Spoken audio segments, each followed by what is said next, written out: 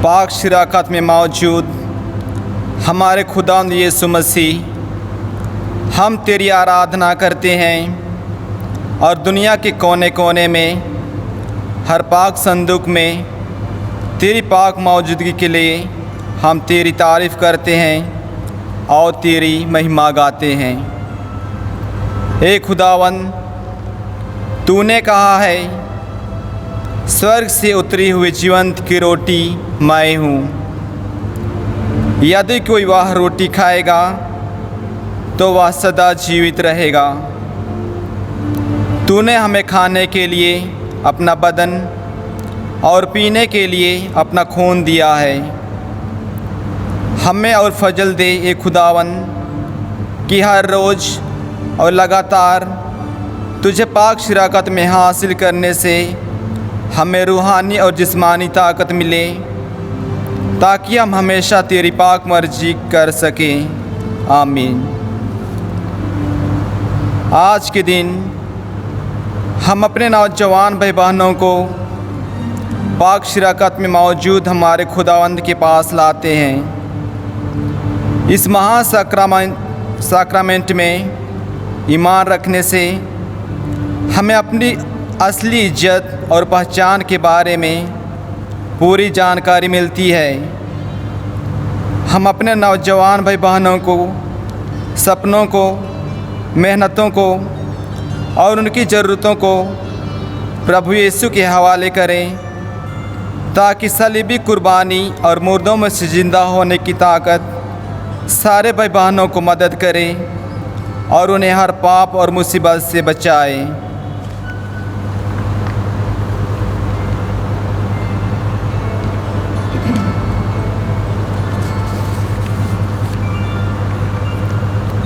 पाक अंजील से पहला पाठ यूहन्ना की अंजील 6 बाब 22 से 26 आयत तक। जो लोग समुंदर के उस पार रह गए थे, उन्होंने देखा था कि वहाँ केवल एक ही नाव थी और ईसा अपने शिष्यों के साथ उस नाव पर सवार नहीं हुए थे।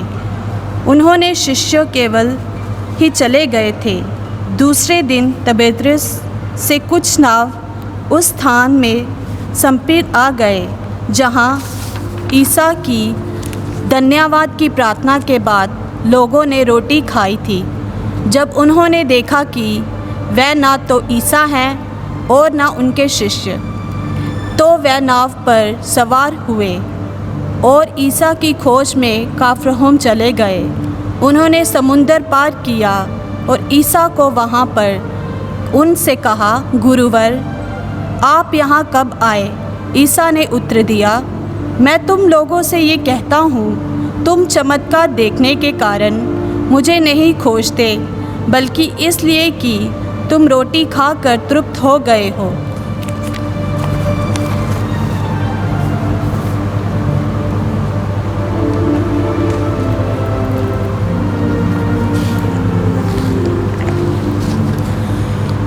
आइए पाक शिराकत के चमत्कार के बारे में जानकारी हासिल करें। सन 1246 में पोर्चुगल के सांताराम शहर में एक औरत ने अपने बेवफा पति के प्यार को जीतने के लिए एक जादूगरनी के पास गई और जादूगरनी उससे एक पाक शिराकत के टुकड़े लाने कहा।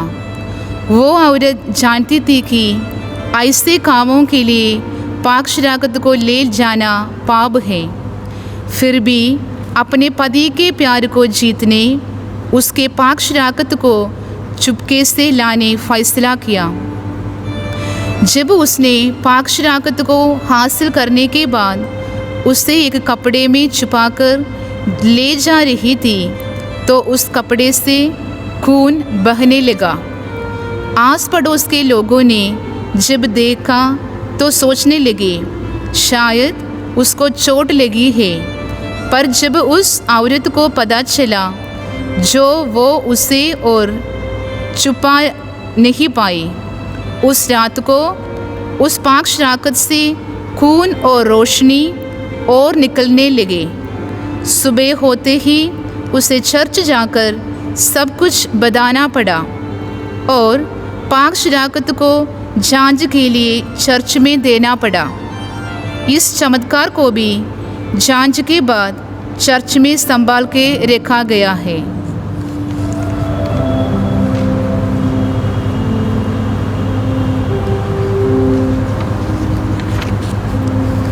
प्यारे भाई और बहनों, हमने यूहन्ना की अंजील से पाठ सुना।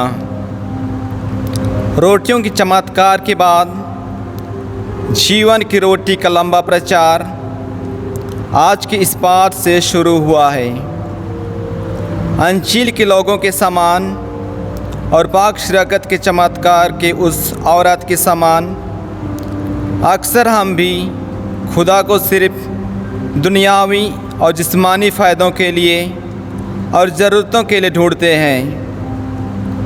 प्रभु यीशु अपनी पाक शराकत की ताकत से हमें भरपूर कर ज्ञान और रूहानी ताकत दे ताकि हम हर बात पर यीशु में अपना भरोसा रखें। आइए हम पाक शराकत की आशीष के लिए अपने आप को तैयार करें। हमारे सारे योजनाओं को, परेशानियों को हमारे खुदा यीशु के हाथों में सौंप दें और सारे बीमार भाई बहनों के लिए चंगाई और बरकत मांगें।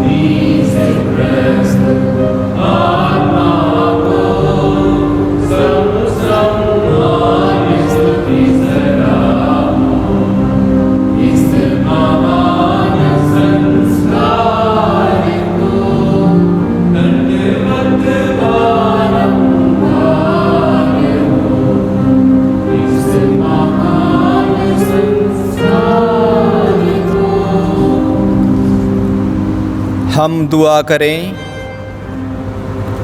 हे परमेश्वर, तूने इस अद्भुत संस्कार द्वारा हमें अपने दुखों का स्मारक दिया है।